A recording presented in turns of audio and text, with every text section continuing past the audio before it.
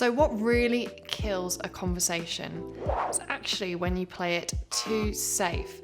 I'm dating coach and TED speaker Hayley Quinn, and if you are struggling at the moment to get your interactions and your conversations with women to spark, I'm going to be teaching you 3 strategies about how you can embrace taking more risks in the conversation and actually stand out to her way more and create tons more attraction with her.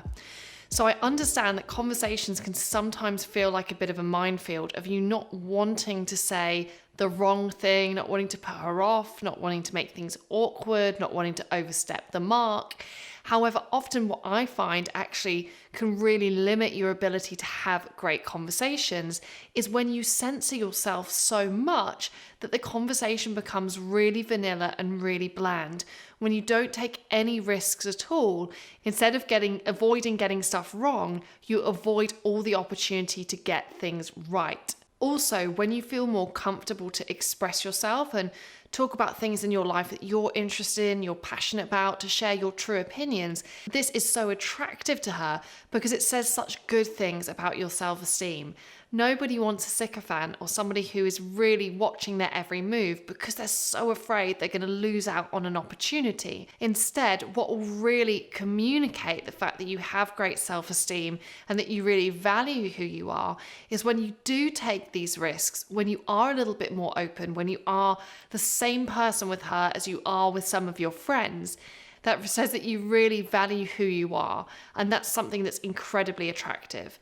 So let's break this down and look at 3 ways you can spark more attraction in your conversations by taking conversational risks.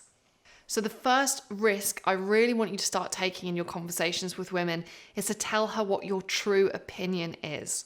Again, if we moderate too much what our opinions are, sometimes instead of attracting everyone, not putting anyone off, we actually lose the opportunity to really connect with people.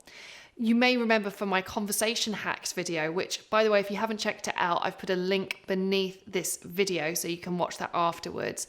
I spoke about the importance of using some really strong phrases by saying things like, I always, I never, I have to, like you would never convince me, I absolutely love. When you use strong phrases like that, which take a more absolute position in the conversation tends to have a lot more snap, there's a lot more panache, and it creates more attraction than if you just said, I sort of sometimes like X, Y, or Z. So taking strong opinions is good because also remember, a date isn't great if you agree on everything.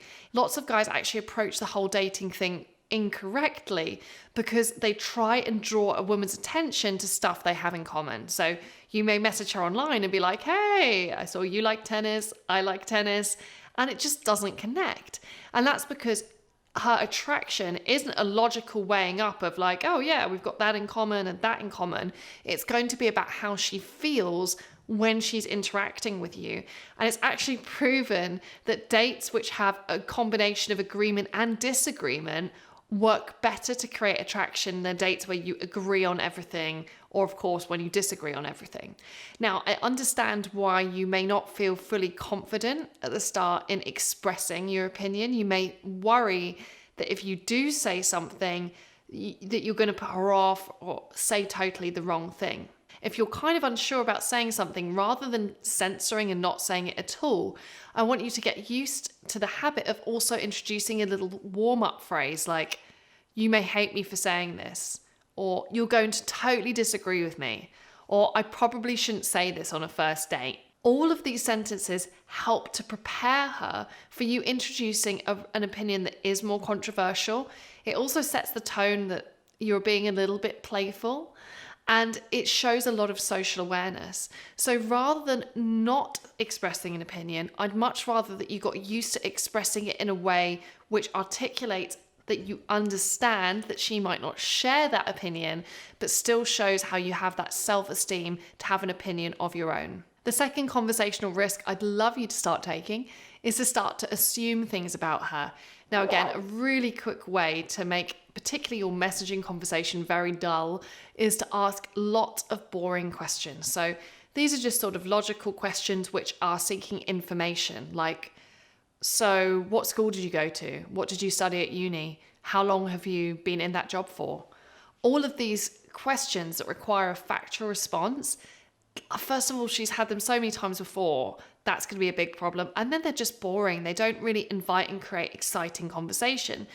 But I understand why you would probably ask that logical question. It's because you're trying to show her, like, I'm trying to get to know you. But that isn't how she's going to understand it.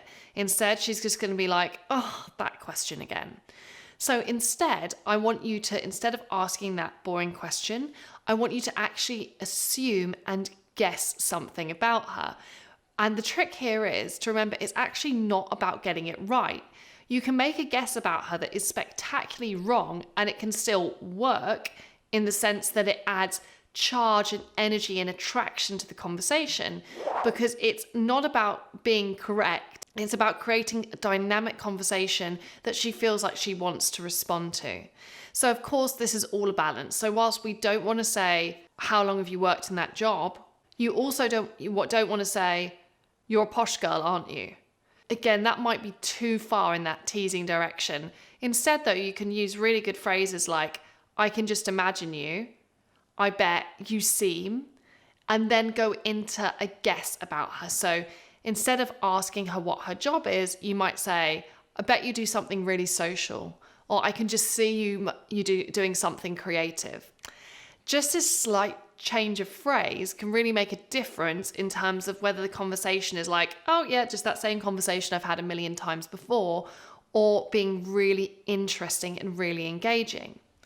And again, just like I spoke about when it comes to sharing your opinion, you can also use those phrases which I spoke about in the last section, like, I could be totally wrong. You're probably going to hate me for saying this. I'm going to make a wild guess here that's likely to be incorrect.